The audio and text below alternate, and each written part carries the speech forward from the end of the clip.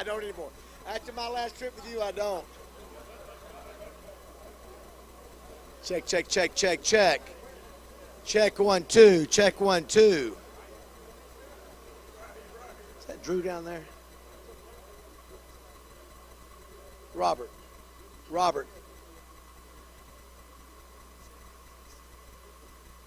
All right, we're going to go ahead and get things started because we have a very rare and exceptional meeting today. And the fact that we have number 333 and number 353. Does anybody know what that means? We have that's exactly right. We have not one, but two NFL Hall of Fame Gold Jacket members today. Cliff Harris and Drew Pearson. How about that? I'd asked Drew, I said, have you guys had many meetings together? Just you two. And he said he has not. So today's going to be a lot of fun. We can cover so much ground between the careers of both these guys. So we're going to go ahead and try to get started early so we have as much time as we can for both of these gentlemen. Of course, we have Cliff and Drew today. Next week, we have Nathan Brown of UCA. So let's come out and support UCA, if you will. Gary Underwood, would you come up and lead us in a word of prayer? Don't forget, go ahead and mute your phones, if you will.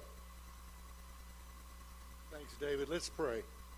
Dear Heavenly Father, we thank you so much for the day. Thank you for everyone that's here today and just the enjoyment and pleasure we get out of being together on Mondays during football season. Lord, we ask you to use us today in your service. Thank you for the food and use it to give us strength to serve you every day. In your name we pray. Amen. There's something going on back there. Did y'all hear some screaming back there in the back? What? So you need some more volume on me? More volume? We need more volume, Matt. Look at that. Matt will respond to that. Want to remind everybody, too, you can still, if you have somebody that can't make it, tell them they can go to the Little Rock Touchdown Club Facebook page. They can go to the YouTube page, Little Rock Touchdown Club. They can also listen to 103.7. Whoa. Check. How's that? Check. Testing. 1, 2, 3. Testing. 1, 2, 3. No, it's too loud or not enough? Too loud, they say. Yes. It's what happens when you work with Steve Sullivan. All right. High energy. Are we good there? Yes. Okay, good. I like the thumbs up. Do want to thank everybody for being here. All you guys. This is meeting number 10. I sort of feel like Sam Pittman. Listen, we're a little beat up. It's been a hard, great, but it has not been a great 10 weeks, y'all. It's been a fantastic. I thought Austin Allen was great last Monday, and today's going to be fantastic. Let's thank our sponsors real quick. 103.7 The Buzz, I mentioned. They will be on the air right now. All the things you hear from Cliff and Drew will be on the Buzz. We appreciate Justin and Wes and Terry Mahan, and, of course, Arkansas Urology for sponsoring them. Hatcher Agency, who also owns Twin City Limo. Greg Hatcher is here. Where's Greg? Greg is on a walker today. He had hip surgery a few weeks ago, but he is here on a walker. Let's give it up for Greg Hatcher today. He ain't missing any Touchdown Club meetings. By the way, Lane Hatcher played terrific in the game against Louisiana, almost pulled the upset. Great job, Lane. Thank you, Greg, and thank you, Papa, for the great service you provide us. War Memorial Stadium. How about War Memorial this weekend? Was it not a great experience between Arkansas and UAPB? I thought it was fantastic. 77 years in the making. I think Coach Broyles would have been happy. John Barnhill would have been happy. And we appreciate the effort. Not everything is perfect, but I thought it was a day to feel good about football, and it was great to see that. So thank you, War Memorial. Great job. You can rest a little bit for a week or two. State championships are coming up. Arkansas Urology, Christian Epp, Scott Davis, 14 clinics across Arkansas, 110,000 patients. Guys, go get checked up. Pulaski County Farm Bureau, Todd Dennis, Stephen Reichard. Give them a chance to give you a quote on your insurance. They've been a great supporter of the Touchdown Club for years now. Talk to them first. Advantage Service Company, one of our new sponsors. One Call Does It All. HVAC, plumbing, electrical, generators. Kevin Brooks, Mike McClellan. I'm getting ready to get them back out at my house. They are great people. We appreciate their support. Dairy Queen, just found out from Nelson Lively that location number 12, Rex, location number 12 is coming to Russellville. Every new location that they've opened up has set company records. for new sales. So, Nelson, keep us posted on that. We appreciate Dairy Queen. Simmons Bank Arena, this Saturday night, Festival of Laughs, Earthquake, Gary Owen, Lavelle Crawford. Tickets still available. You also have Morgan Waller, Harry Styles, Reba McEntire, Elton John. That's just in the next, 3 months. So great job by Simmons Bank Arena. They are Full Tilt Boogie. Did I just say that, Full Tilt Boogie? I'm sorry. You know, Full Tilt Boogie was cool before Chad Morris came along. You know, just because he said it doesn't mean we can't say it anymore. But you're right. It does sound funny. I apologize. I'm sorry. Where's Jeremy? I'm sorry for that. Great job at Simmons Bank Arena. Big Red Stores. I can't wait for you to see the new commercial that Roger and Grant Morgan has done for Big Red Stores. Grant is their NIL rep. It's really creative. It's cool stuff. They're thinking outside the box. And Judy, I know you appreciate that because you support NIL. But love what you're doing, Big Red. And I love the community support Big Red does. All the Hendricks family, we appreciate them. Can't wait to see that commercial. Probably we'll play it next week. Crane Automotive, the largest dealer group in Arkansas. Great to have Larry Crane here, who this weekend celebrated his 80th birthday. Let's give it up for Larry Crane, everybody. And he's here today.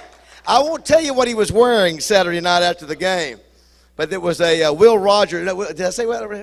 No. Oh, I'm sorry. Did I say Will? Okay. CTE. CTE's real. Roy Rogers theme. But great to have you here on your 80th. Barton, appreciate you. And Christian Kane, who is a fine young man who's, the last time we saw Christian, I think you were with Marcus Allen coming up from South Florida. Great to have you here and all the Crane Automotive team. The Democrat Gazette, Wally Hall, Amanda Copley. Is Amanda here today? I don't see Amanda. Great to have Wally up here on head stage. Couldn't do it without Democrat Gazette. They've been here with us since year number 1. ArkansasOnline.com for all your great sports and news information. And, of course, Simmons Bank Arena. Got Richard Johnson up here representing Simmons. And how about Simmons Bank? Are they on a tear or what? I mentioned 2 weeks ago they have renamed Liberty Bowl Simmons Bank Memorial Stadium. And did you hear where now War Memorial will be Simmons Bank Field? Let's give it up for Simmons Bank and what they're doing, helping out the community. Love the fact, you guys, I saw George Macris. And he was up in the press box, Rex, and he had a UAPB hat and a Razorback shirt. He was covered both sides on that. So we appreciate them. Let's give it a big round of applause for all of our sponsors. Judy, come on up. We're going to do something real quick here. I didn't mention Wright, Lindsay, and Jennings because there's a reason. Cliff, come on up here. Rex, come on up here. Gather on this side. So why don't you go grab the trophy, Rex? So back in 2013, we decided to create the Cliff Harris Award that would go to the top small college defensive player of the year. And Wright, Lindsay, and Jennings, Judy Henry said, we will be the sponsor for it. And so this is year number 8. And our last winner is starting for the New England Patriots. He was here in this ballroom in 2019 picking up this trophy. He is starting for the New England Patriots. His name is Kyle Duggar. Judy, will you come over here and stand beside? So it's only taken us this long to do it, but we wanted him to get his official NFL Hall of Fame bust before we gave him. This is his official copy that he gets to keep at home. Let's get it up for Cliff Harris, Judy Henry, Wright, Lindsay, and Jennings. Here we go.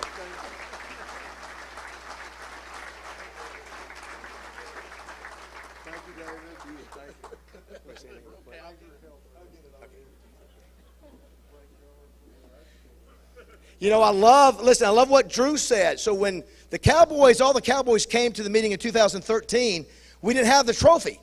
And so it was Drew and Charlie Waters and Gil Brandt and Coach Stallings and Mel Renfro and Roger Staubach. But we didn't have the trophy. So, Drew, you saw that trophy and you were like, wow, that is a small college defensive player. And he said, does every player get one? I said, every player gets one. And we sometimes forget that's what we do at this club. You know, all these speakers come in. We raise money to the end of the year. We give these awards out. So I hope you remember that you do that. But I'd love to hear Drew's reaction to that trophy. Cliff, I know you're proud of it. You don't see many trophies like that are that intricate and 2 people. And so we could. You want that? Drew wants one. Well, get one for Drew. But couldn't do it without Wright, Lindsay, and Jennings. Judy, you believed in the vision that we have. We appreciate Wright, Lindsay, and Jennings being a part of that. All right, do want to thank our volunteer team real quick. Brent Bailey, appreciate him. Matt Johnson, M&M Productions. Dwayne Duncan, the best in the business. R.J. Hawk up here on the head stage. Meredith Scott Hell. Also, our amazing volunteer team. There's guys that get here, Lewis, Lee, Ron, get here an hour and a half before the meeting starts, and all of our ladies today, Elizabeth, Cassie, Wanda, Jan, Carolyn, Melissa, they all get here like an hour before the meeting, along with Debbie Wyman, our executive director. Let's give them all a round of applause, if you will.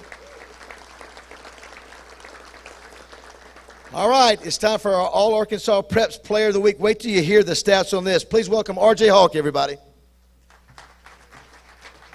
Well, you know, every week we talk about stats, and I'm a big numbers guy, especially doing high school football every Friday night, but I don't know if I've heard of numbers quite like Martavius Thomas from Camden Fairview. Over the last 2 weeks, they've taken on DeQueen and they've taken on Hope. In those 2 weeks, he has totaled 908 yards passing, 11 touchdowns, and this last week he did carry the ball 10 times for 72 yards. 2 weeks ago against DeQueen, in that 7-touchdown performance against DeQueen, he was 20 of 30 for 536 yards and 7 touchdowns in a 62-3 win over the DeQueen Leopards. They're 8-1 right now, that being Camden Fairview, his mom Renee Thomas, Marvin Thomas, and he brought his quarterback coach, Will Houston, along for today's award. Your All-Arkansas Preps Player of the Week is Martavius Thomas from Camden Fairview.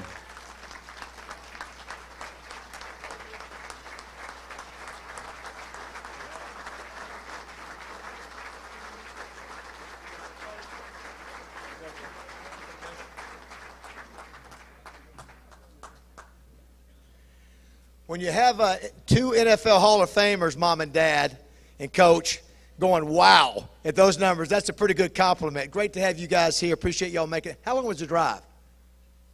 About an hour and a half. How about that, making an hour and a half drive to be a part of the Touchdown Club? Yeah, let's welcome them again. All right, without further ado, this guy has a strong connection to Cliff Harris. You know, every week he calls his games from Cliff Harris Stadium. Please welcome Rex Nelson, everybody.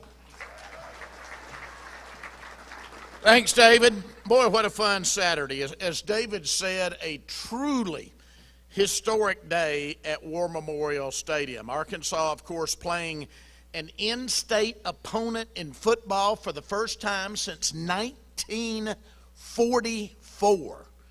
And not only for the first time since 44 did they play an in-state opponent, they played the oldest HBCU in the state. I've got a column coming on this, actually, because this, I think we all recognize here, this was about so much more than football on Saturday.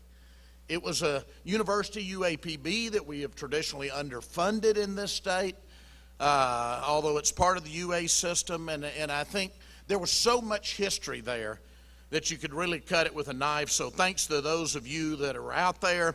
The game, 45-3, was really no surprise. Hogs are 5-3, Golden Lions are 1-6, but the history was just thick, and it was great to see all Arkansans come together. Black and white, North Arkansas, South Arkansas, just a wonderful day, I thought, for our whole state. All right, the Hogs are now 38-3-3 against in-state opponents.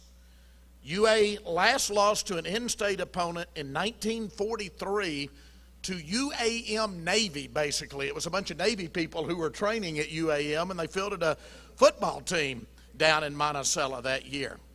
Now, who were the other 2 losses to? Cliff, there's only one school in Arkansas that has beat the University of Arkansas more than once. That's Ouachita. 1914 and 1923. I did not call the 1914 game, but I was there for 23, David. So just want you to know that.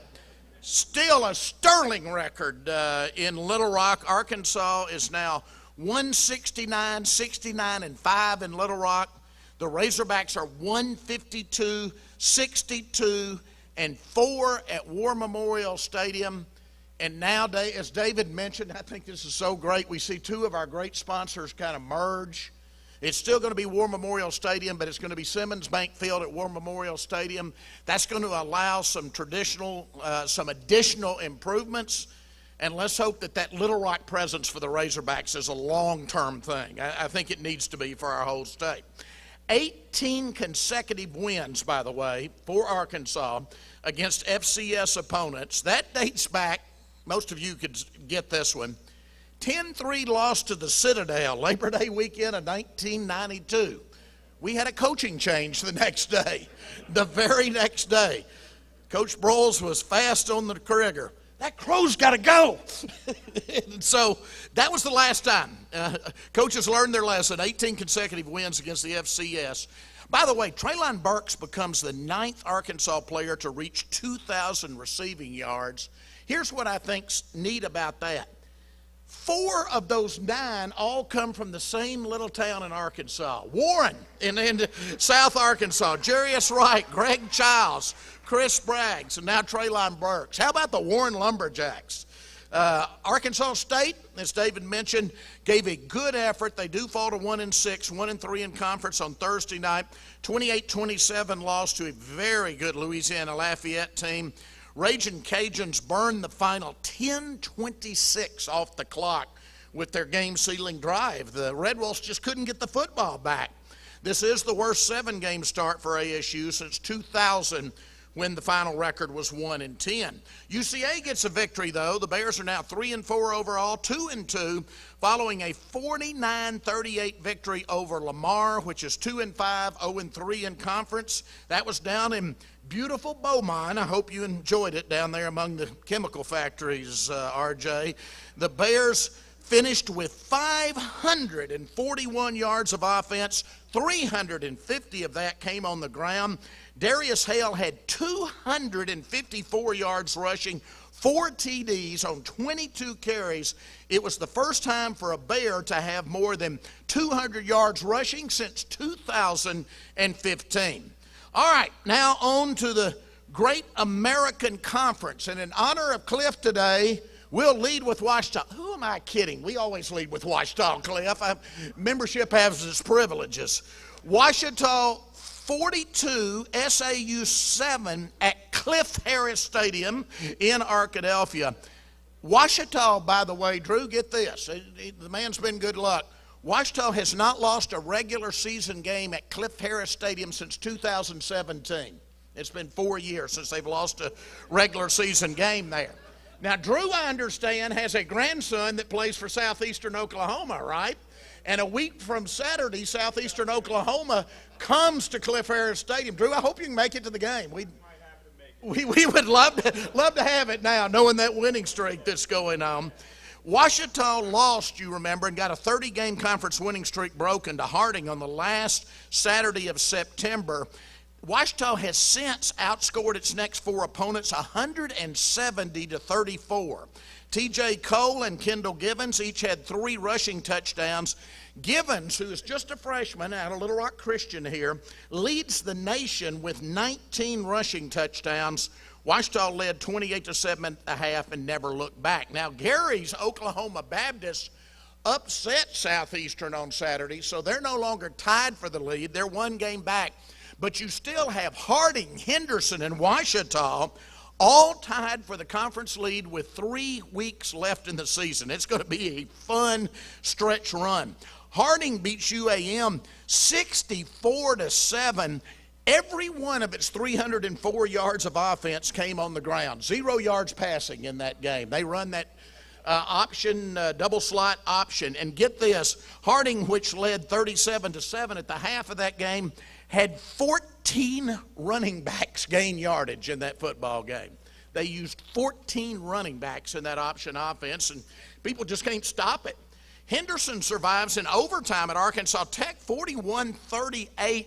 Tech had settled for a field goal, and then Henderson's Adam Morse threw a 10-yard touchdown pass to Elliott Curry. And I've said before, remember that name, Elliott Curry.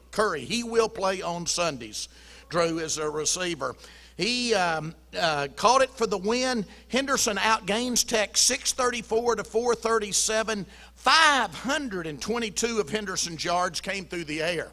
So they're just the opposite of Harding. Harding has everything coming on the ground. Henderson on Saturday at least had almost everything coming through the air. So you've got Ouachita, Henderson, and Harding all at 7-1, UAM at 4-4, SAU at 3-5, and Arkansas Tech at 2-6. None of our Division III or NAI schools won. Berry beats Hendricks 42-21. Southwest Assemblies of God beats Lyon 38-21. Oklahoma Panhandle beats Arkansas Baptist 52-18. In the SEC, Ole Miss goes to 6-1, 3-1 in conference, 31-17 over LSU, which falls to 4-4 and 2-3. Rebels led that one 17-7 at halftime and then really pulled away in the third quarter. Matt Corral, 18 of 23 passing for 185 yards for the Rebels. Alabama goes to 7-1, 4-1 in conference, following a 52-24 win over Tennessee. The Volunteers fall to 4-4 and 2-3. Bryce Young passes for 371 yards and 2 touchdowns. He runs for 2 more scores. Hendon Hooker for Tennessee passes for 282 yards for the Volunteers. That is now 15 consecutive wins in that series for the Crimson Tide. Texas A&M playing very well since losing to Arkansas. 6-2 now overall, 3-2 in conference, 44-14 over South Carolina, which drops to 4-4, 1-4 in the conference. Aggies led that one 31-0 at halftime, so it was over by the break. Mississippi State, the next Razorback opponent after the open date, 4-3 overall, 2-2 in conference, 45-6 win over Vanderbilt, 2-6 overall, now 0-4 in conference. It was the 17th consecutive SEC loss for the Commodores. The highlight of that game was actually after the game. I don't know if anybody saw it when Coach Leach talked about his favorite Halloween candies. He's a weird one, was his subject after the football game. All right, here's what we have. A lot of people, in addition to Arkansas, with open dates. It's kind of a small schedule this week in the SEC. You have Georgia versus Florida in Jacksonville. That, of course, is known as the world's largest outdoor cocktail party, or Cliff, as we would call it at Ouachita, an off-campus activity. We also have Ole Miss at Auburn. We have Kentucky at Mississippi State. And we have Missouri at Vanderbilt this week. And not a lot in the state this week. You've got Southern Nazarene at Henderson, which again is tied for the conference lead, and Oklahoma Baptist at Southern Arkansas. So games in Arkadelphia, Magnolia. Still, get out if you can on Saturday and see a college football game. Thanks, everybody.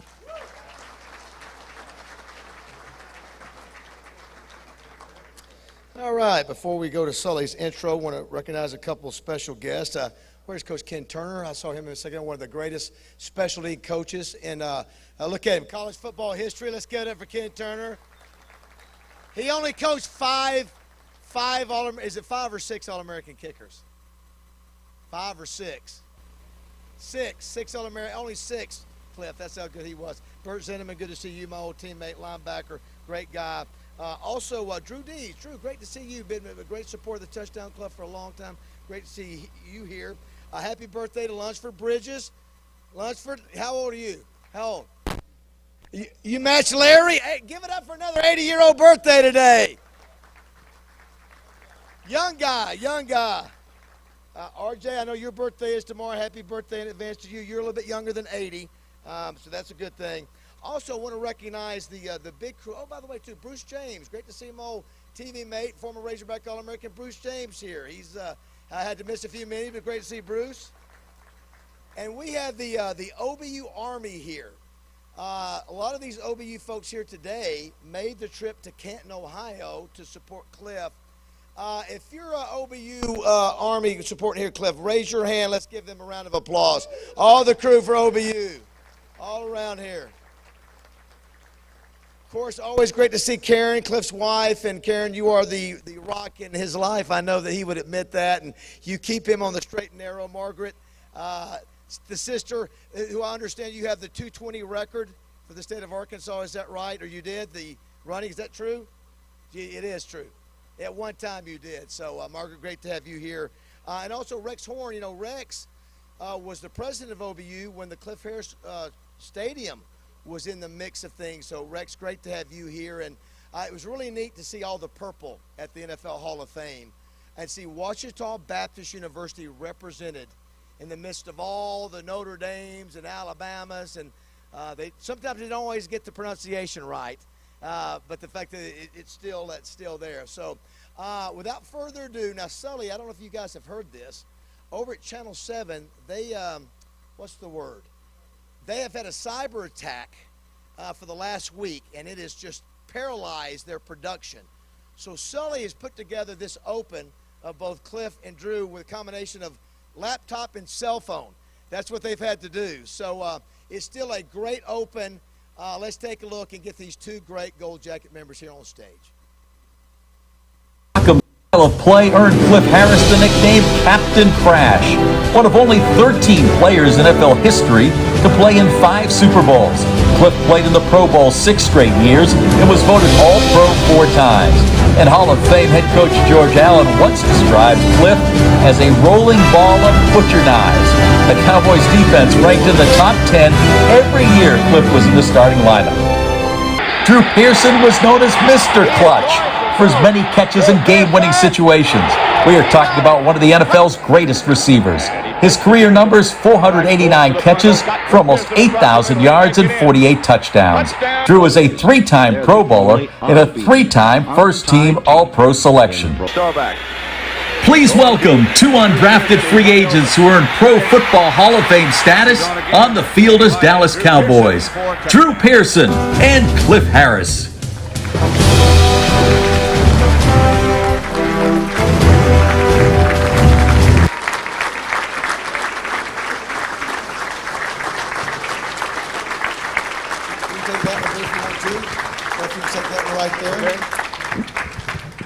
How you guys doing? All right? Good. Great day. Drew's working the room. That's okay. He's going to run for governor. I'm not. You guys not. November 6th. So I just want to give you a heads up, Cliff. Make sure, and Drew, that you don't grab the bottom of that mic. Sometimes it'll go out on you. So first of all, welcome. I know you guys have been in Arkansas recently promoting vaccines, right? So what, within the last month or two? Yeah. Whoa. Yeah, about a month ago, the Hall of Fame has been pretty much behind the campaign to promote vaccinations, especially for people of color. So they have had me and Cliff come through Arkansas. I came here, Little Rock, Jonesboro, back to Little Rock, next day to Pine Bluff, back to Little Rock. So anyway, it was a great cause, and also at the same time, we get the opportunity to go into these hospitals and thank the hospital workers for what they've given to us during this time. Yeah. So it's pretty cool. Yeah.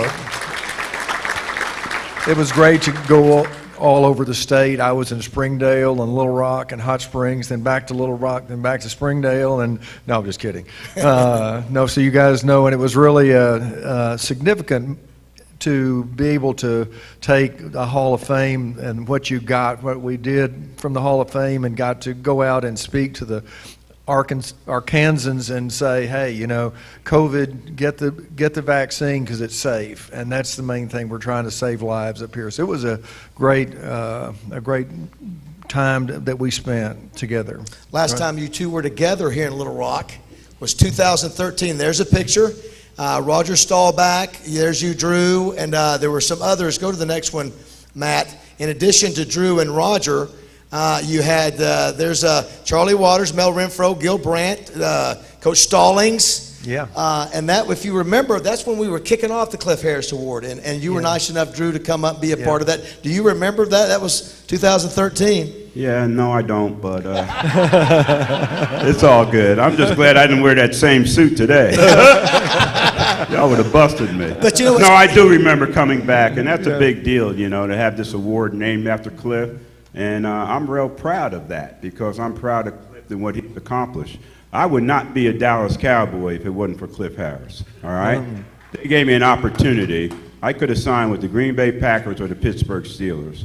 I chose the Dallas Cowboys because I figured that if a guy from Ouachita Baptist could make the Dallas Cowboys as an undrafted free agent, then I got a chance. That's right. I got a chance. That's right. That's all I needed was a chance. I needed some of your bonus. The bonus. But you think about this now. You just, we'll show some pictures in a minute. So you're 3 years behind Cliff. So you're right. You got 3 years to see Cliff do what he did. And, you know, at that point, remember back in 2013, You were not in the Hall of Fame. You're not in the Hall of Fame. Both of you very deserving. But at that time, I think that was a common theme from you, from Roger Staubach, that at the time we were giving praise to you, that you deserved to be, that you changed the position, Drew. Remember? I remember Roger Staubach saying, Cliff changed the way the position of safety was played. Now it's pretty cool to come back now and see both of you, not one of you, but both of you in the Hall of Fame. Yes. Thank you.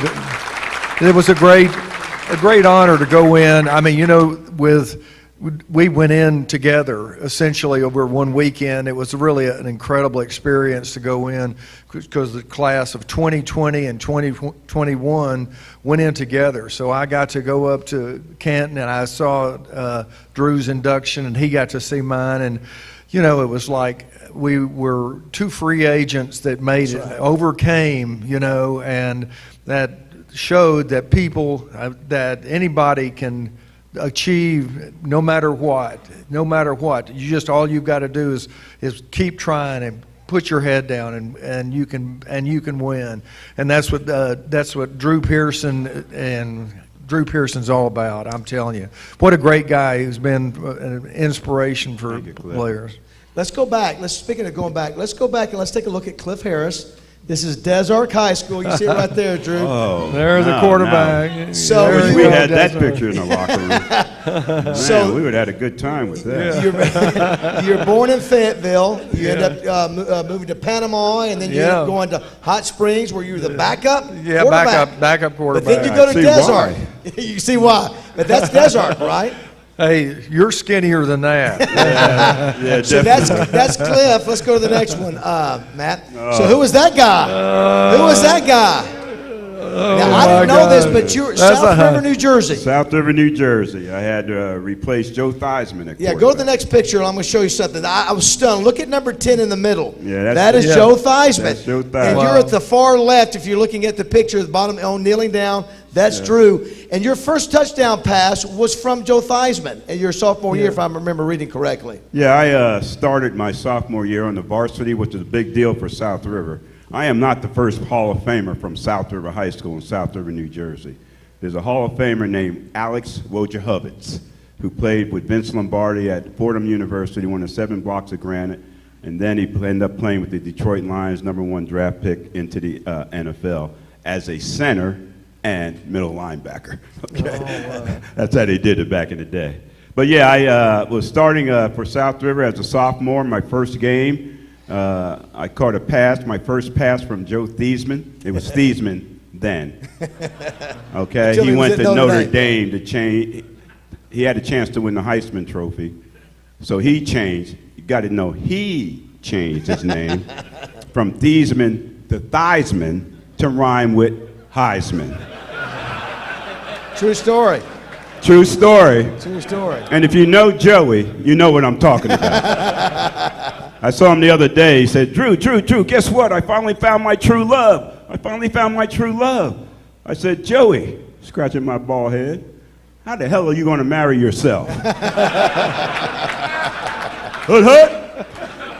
So Drew, you end up being, you take over for him. Y'all have a back-to-back undefeated season. Yes. Yeah, and then you were a baseball player too. You were drafted between Tulsa and Nebraska. Nebraska decided they didn't want you, I guess, to play baseball. So you go to Tulsa. Yeah, I chose Tulsa over Nebraska, and it was mostly for baseball. Coming out of high school, I was 5'11", 145 pounds. All right, so what are you going to do? You know? So anyway, I went there, and I started on the freshman team at quarterback, was captain. After the season ended, the coach came up to me and said, hey, you got a chance to start at quarterback next season on the varsity, at least be first or second team. And so we need that commitment. So I talked to my dad, and I ended up giving up baseball for football. And then played the Final 4 games as a starter for Tulsa. And then at the end of that, next spring, I asked the coach, now I'm committed to football. And I know I wasn't going to be a pro quarterback. I just didn't have the skills to do that. So I asked the coach to move me to wide receiver. And one of the best moves he ever made after right before he got fired. And Cliff Harris, the path for you. You can thank this guy right over here. His dad, Rex Nelson's dad, You didn't have a lot of offers coming out of Desart, did you? No, I didn't. As the story goes, is that Rex Nelson's dad, Red Nelson, had Southwest Sporting Good, and that's where Coach Buddy Bob Benson would go in and have coffee in the mornings. And he went in, Coach Benson went in one morning and said, hey, Buddy Harris is my roommate in college and played at Ouachita. My dad said he's got a boy up there at Desart that is a pretty good quarterback. He said, you ought to give him a scholarship. He said, okay. The rest is Just history. keep it simple. The rest is history. The rest is history. So.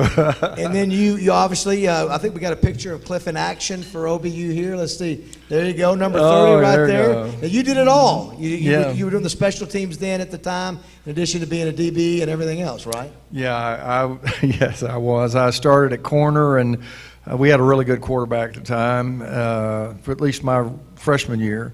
And then so I ran punts back and kickoffs and played corner, and my senior year I played safety, and then signed a free agent contract my senior year and went to Thousand Oaks, California, and met 120 other rookies out there, and ended up making the team, and then making the only rookie to make the starting lineup my rookie year. And then we went to the Super Bowl, right? Went to yeah.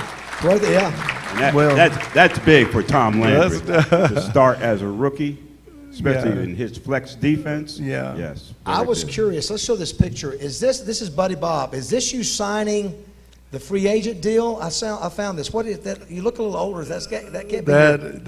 That's me signing. Coach Benson said to me, "Hey, they sent an agent down for me to sign the contract," and I said, "I don't know. They were going to draft me. Gil Brandt told me they were going to draft me in the top 6 rounds, and then they didn't. So the draft went by, and he said, "No, you need to sign it." So I signed it there with Coach Benson. How much did you get for that? You remember?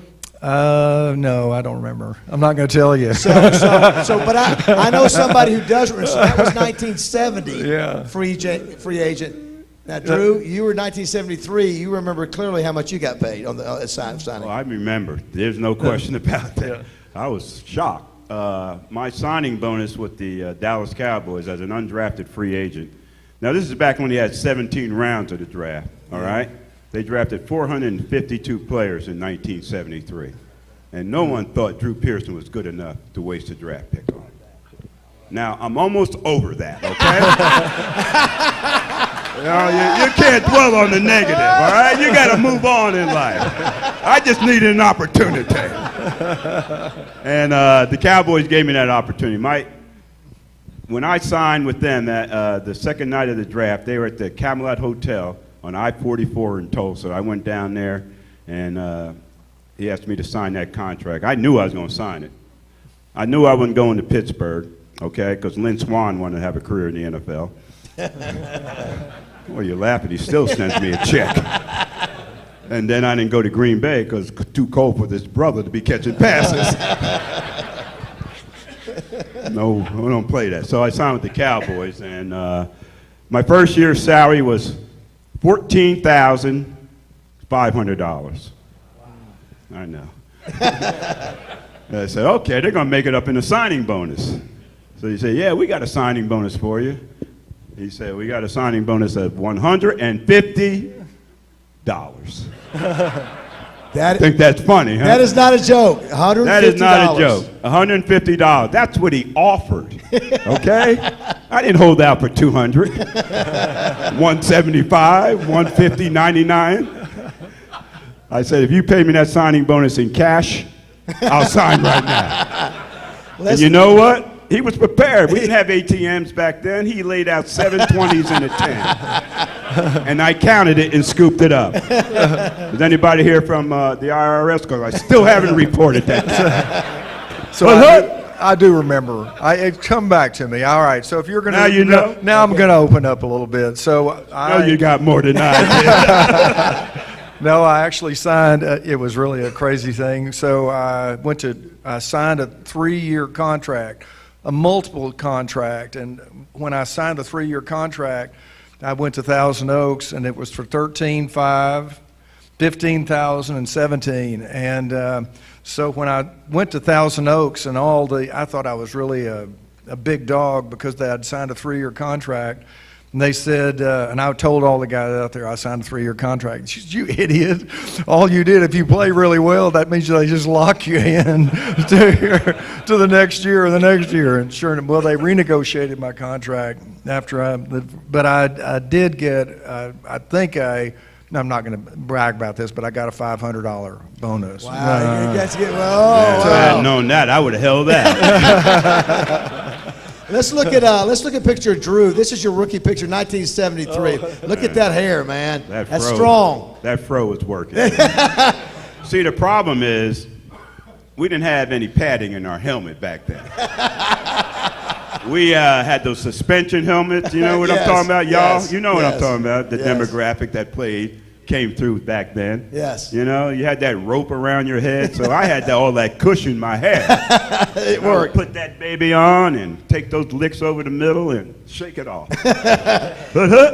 Let's look at, so this clip is the great Bud Campbell interviewing you your second year in the league. This was after your rookie year. Check this out, the great Bud Campbell interviewing Cliff Harris. Chance to be in there a little bit more, but still on the specialty teams. Do you feel a little bit differently about this game than a year ago? Do you feel more confident in yourself? Well, I felt like that I could have played last year, but this year I feel confident too. I think I'm ready, and I think the rest of the defense. I feel real confident in our defense. That's an Arkansas boy, isn't it? So that's a guy you full of confidence. You're 1 year after being in the league. Well, there was I had a complicated first season because I ended up going to basic training. Yeah, listen to this. Yeah. So I ended up going to basic training. I made the starting lineup. I had a really good start of the season. I was MVP the first couple of first 5 games, and then on the 6th or 7th game, I ended up going to Fort Polk, Louisiana, for basic training, and I'd fly back in on weekends and play. And a guy by the name of Charlie Waters got my spot, but I got it back the next year when I came back. Drew, I'll let you, we're going to look at this, but when it came to hard-hitting safeties, there was nobody that could hit harder than Cliff Harrison did back in that day. Let's look at about a 60-second clip. It's got a couple of sound effects on this. This is what Cliff Harris used to do to opponents back in the day.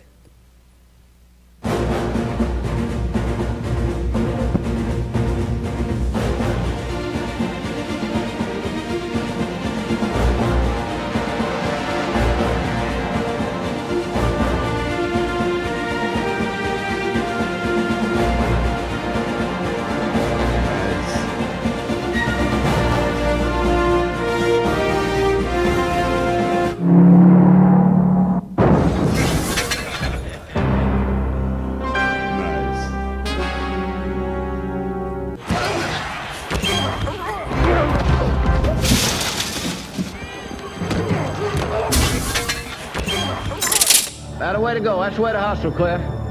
So how about that? Let's give it up for Cliff Harris. Wow. What about that? Yeah. Whew. That makes my head hurt. Yeah. So mine too. I'll be real honest with you. People look at that and say, "Do you have the effects? I mean, do you feel the effects?" A lot of talk about CTE. Nobody hit like you did. All these years later, has that affected you? I don't remember.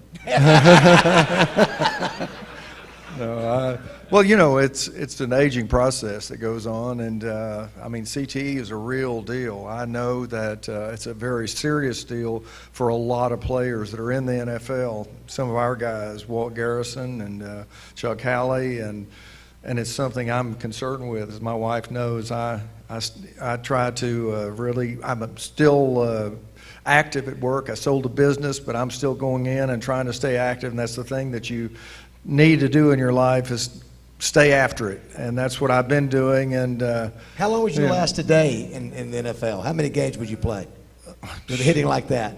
10 years. No, yeah, I don't think you could hit. You can't hit like that today. Well, you'd have to adjust. That's what you got to do. You have to adjust. So I don't know.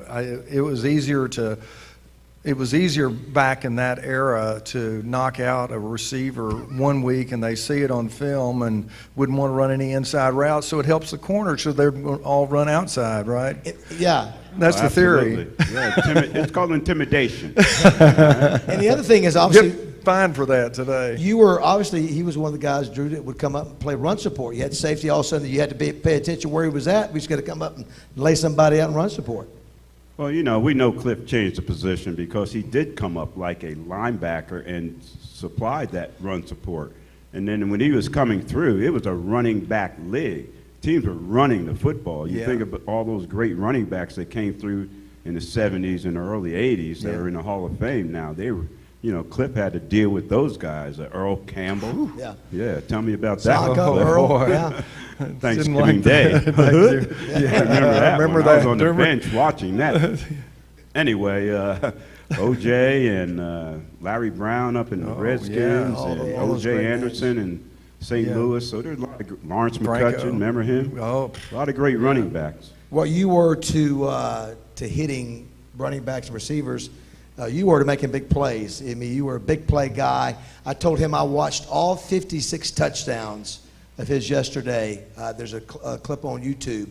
First thing I know is you're the greatest touchdown club spiker I've ever seen. Every one of Drew Pearson's spikes, when you spike it, goes up. And I was thinking, surely you did that on purpose. Yes, there's a technique. There's a technique. Yeah, and it kills me. Behind the neck, behind the head, to the legs, whatever. Yeah, I had all that. Yes. But it kills me when I watch these guys nowadays spike the ball. They don't know how to hold it. They throw it down. They almost fall over and all this kind of stuff. It gives spiking the football a bad name. yeah. But what you do is you grab the end of the football and you bring it around and bam! And when you want it to hit that ground, you want it to explode. And I'm telling you. I remember we were playing the Houston Oilers back then on Thanksgiving Day. I remember. And I caught one down the sideline, and I turned. J.C. Wilson, Tony Dorsett's roommate in college, was covering me. And I ran down, I turned and spiked it right in his face. Yeah. And that's the kind of stuff we did back in the day. Now they do that. They change jerseys after the game and all that. Hey, I didn't even want your jersey. But give me a break, man. I'm trying to beat you. You're trying to kill me. I want your jersey. What am I going to do with it? But Drew, Watch the car with it? Didn't you get carried away one time and slip? Yeah, I did get carried away. I scored a touchdown, and there was some indecision whether to spike the ball or throw it in the stands. So I decided to throw it in the stand, and doing that, I fell. Well, actually, I saw that. Yes, you hurt your knee. I twisted my knee and fell, and my two teammates, Pearson and Billy Joe, picked me up, carried me back to the bench, and of course I had to go past Coach Landry. It was like this. He followed me all the way to the bench. But here's the story. After that happened, I'm limping. I don't know why I messed up my knee like that. My second touchdown in the game. We're playing the New York Giants, so being from Jersey, I'm fired up anyway. But after that play, we kick off to them. We get a turnover right away. So I got to go back out there on the field. But we're in our own territory. So I figured if I go back out there, we're going to run the football. No. This is how Coach Landry worked, okay? He called fire slant 36 wing posts. Guess who's the wing? I had to go out there. I ran that pass route. And Ray Rhodes, remember Ray Rhodes? The coach, he played defensive back for the Giants. He thought that was a move. And I broke that move to the post and caught it for a 44-yard touchdown. Yes, very nice. And then I went right by Coach Landry, and I gave him the look. Let's look at another pass you didn't spike. Obviously, one of the famous plays in NFL history here.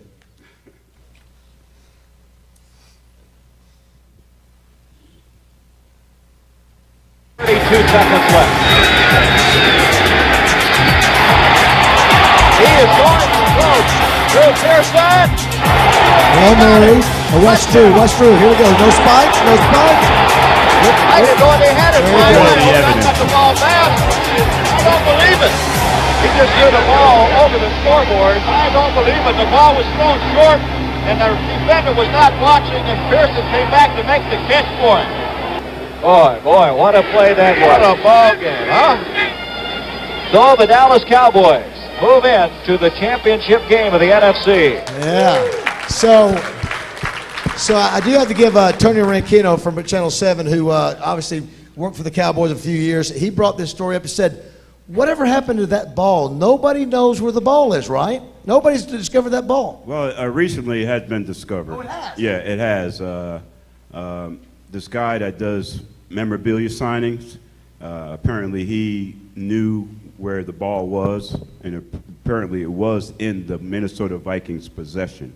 This guy that found it in the parking lot, because it didn't go into the stands, it went right into the parking lot, and he took it to Mike Lynn, who was the general manager, to verify that it was the Hail Mary ball, and he verified All those years, they had it for years, and right? I had never seen it, but Roger and I were doing a private signing. The guy that does the signings with Roger bought the ball from Mike Lynn with the Minnesota Vikings. So that's the ball. It's there, but it took decades, right, for it to surface. I've done a lot of things over the years, including autograph sessions in Minnesota.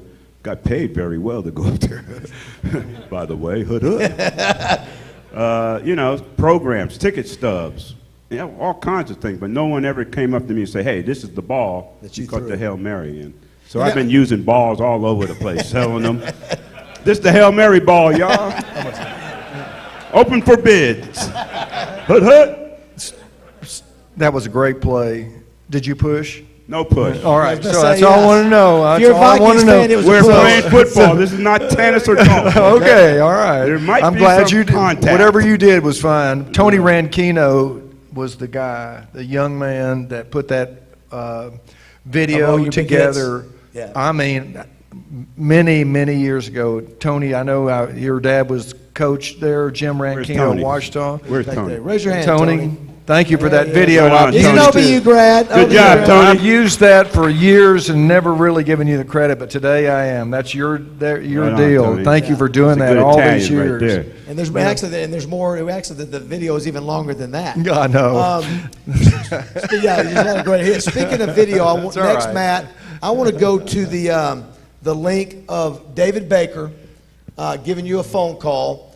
This was something that you had waited a long time. You didn't know. Listen, after a while, I remember all these years working the Cliff Harris Award. I know there was frustration on your part because I know you felt like you belonged. And if we can, let's play David Baker's call to Cliff Harris. Hey, Cliff. Yes, sir. This is David Baker with the Pro Football Hall of Fame. Hey, David. I'm watching you. Yeah, I'm glad you are, Cliff. Because, they've got me in the secret room right back here, and I wanted to call you and thank you for all you've done for the game. Yes, sir. For all you're going to do for the game. Oh, my gosh, David. I want you to know that you're going to be a great representative, for the game and for the Pro Football Hall of Fame. And it's my great pleasure to welcome you to Canton, Ohio. That's not me crying. And that is not. Drew asked if I was crying. I'm not crying there. Not just the football player you are, but the man you are. Oh, my gosh. Thank you, David. Whatever. Gosh, Hold on. My gosh, I don't know what to say. That's just unbelievable. Just unbelievable. I'm so grateful, and gosh, I'm without words right now. Thank you so much. And what an elite group for a kid out of Washita Baptist to join. How about that? I'm So so Cliff Harris getting grateful. the phone call from David Baker. And Drew, you could hear it. You could hear it. That was a call you'd been waiting for, and you did get emotional. Yeah, I did get emotional. I wasn't crying though. I had a cold. Yeah, please. I'd get some flack from my Washita guys. They thought I was crying. Well, that was something that you had waited on a long time. Yeah. It was a big moment. We were all cheering. I remember when we got the news I was doing the radio show, we all went crazy for you because you deserved it.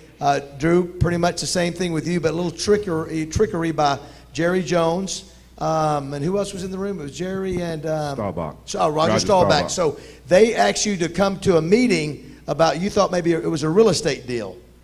Yeah, Rich Dalrymple, the PR guy from the Cowboys, sent a letter to Roger and I that Mr. Jones was requesting a meeting with the two of us. And so I confirmed, Roger confirmed. I thought it had something to do with real estate. I thought I was going to get some big money in a real estate deal. You know, Roger and Jerry are involved in a lot of business real estate ventures, including that high-rise 12 high-rise apartment right next to the Star. I thought maybe you want to do an 88. You know, 88 floors instead of 12. I don't know. Well, let's take a look at what happened. So I went over there, and here's what happened. There we go. Oh, man. Oh, my God. Put more volume on that. You're not here to tell me how. With the help of two guys who love you, on behalf of the Pro Football Hall of Fame, I want to welcome you to Canton, Ohio, your home for the rest of time. I'm just stunned. I didn't know what to expect coming here. Not this, though. I've always wanted this for a long time. And to have Roger here, Mr. Jones, I promise I'll live up to what the Hall of Fame is all about. And now you're giving me a chance at immortality. The legacy of that, it's amazing. All right, how about that?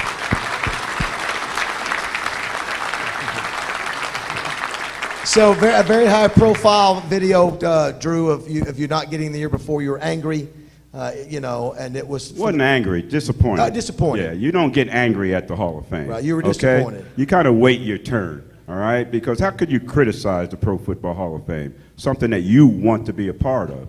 Because if you criticize it, you're criticizing all those great players that are in there.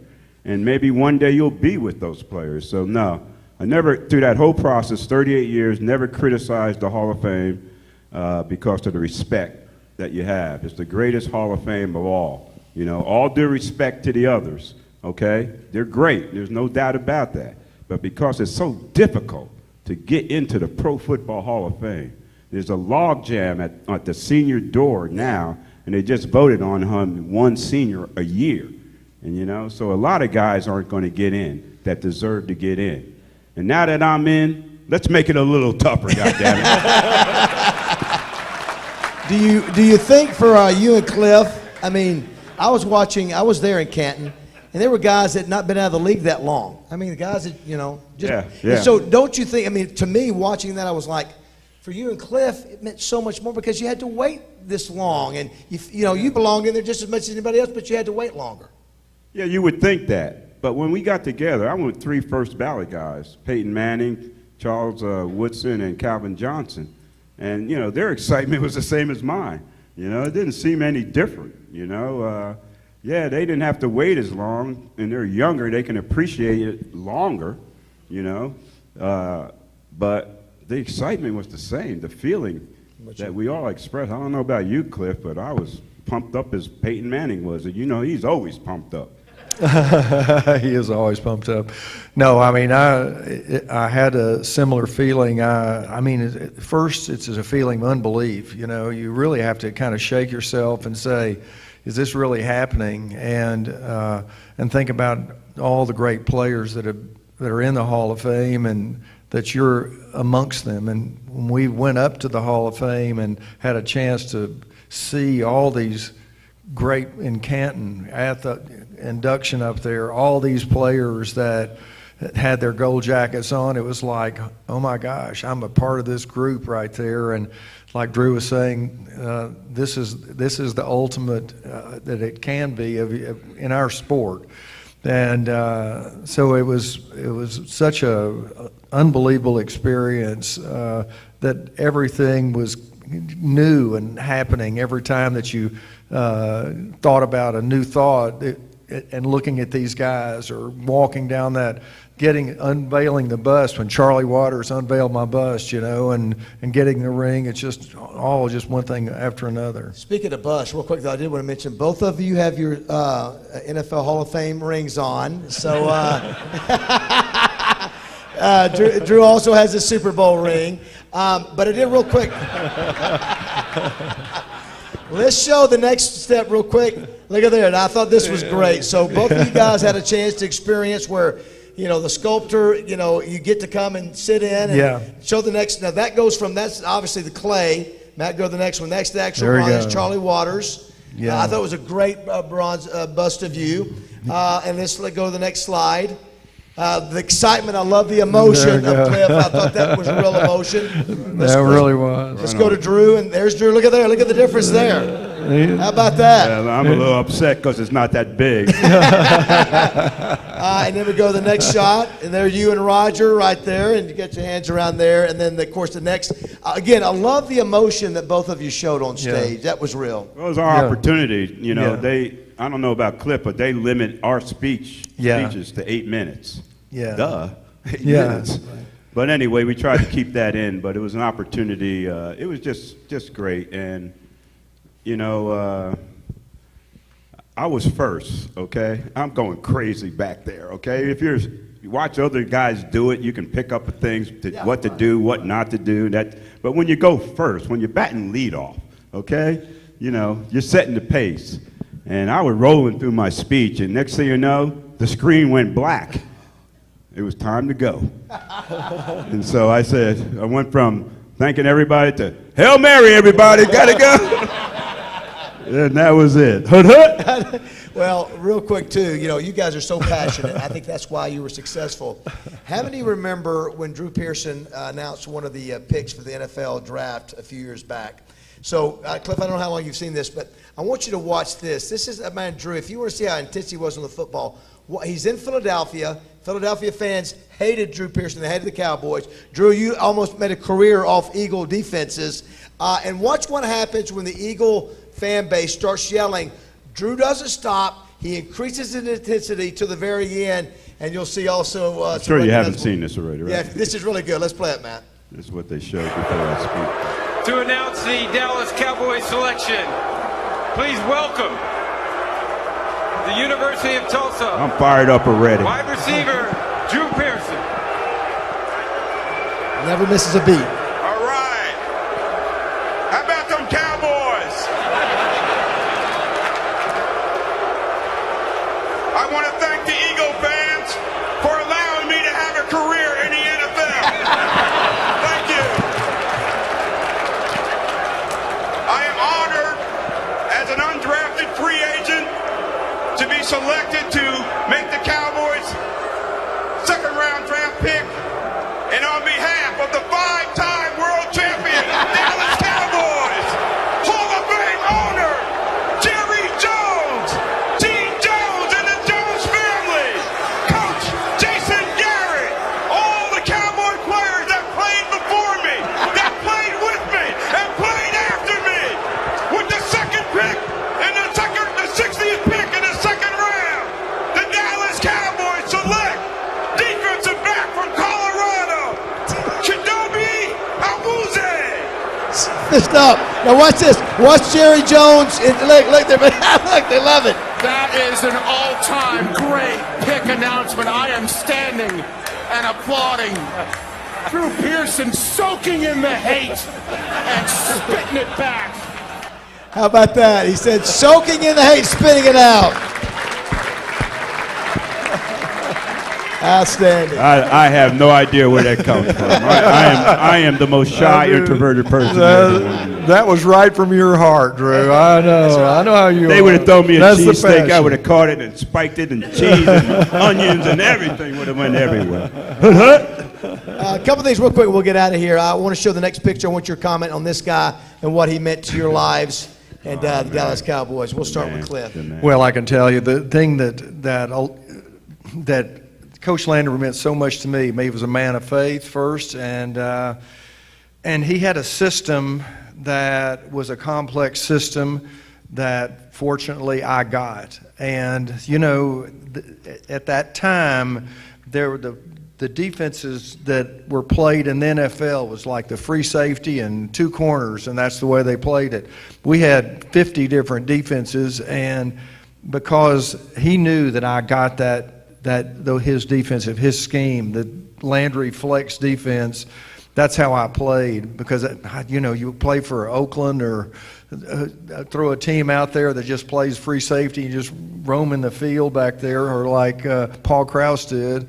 but Landry had a system that was just incredible, that we were so successful. We were the number 1 or number 2 defense throughout the decade that I played, and it was such a blessing. And he was a guy that even though he was quiet, he knew how to motivate the players that he was linked to, which was me, and wouldn't have to say very much to me at all to get me to understand, because what he was getting at and what he wanted to do. But it was such a great he's such a great man, and I was so fortunate to be able to play in his system.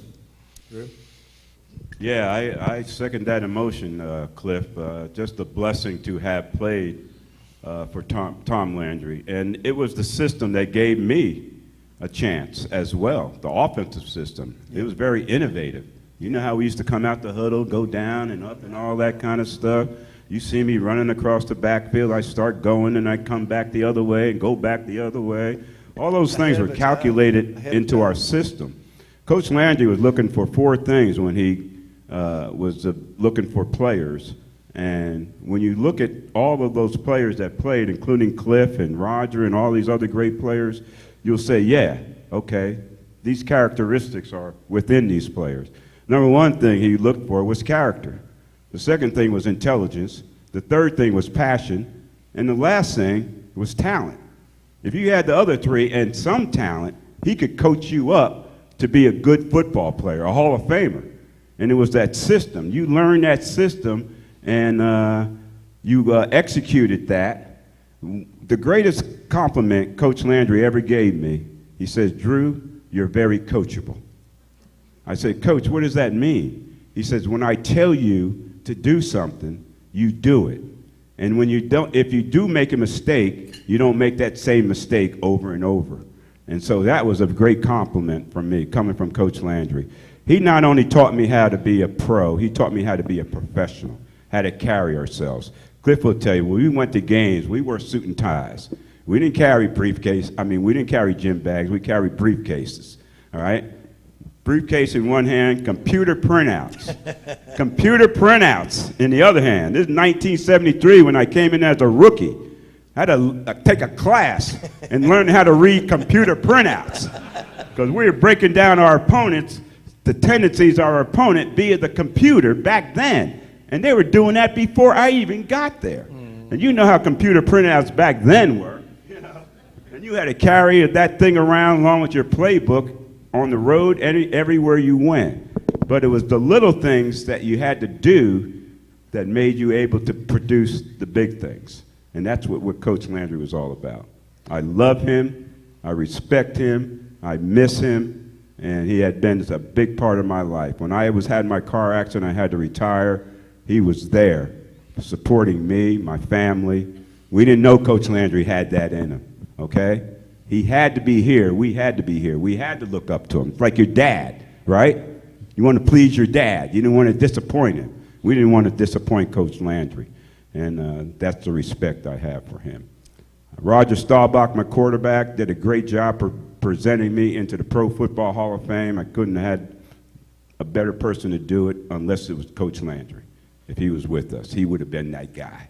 Because I'm not have a career in the NFL if his system didn't allow me, an undrafted free agent, 160 pounds at that time, come into the NFL and make it and become a Pro Football Hall of Famer. Hood, hood.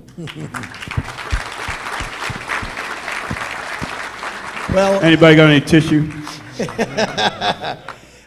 You were here in 2013. It's hard to believe the time has passed. I think, Matt, if you got a picture of the Cliff Harris Award logo there at the end. So you wonder while we work, is it not cool? And people wonder, none of this stuff makes me any money.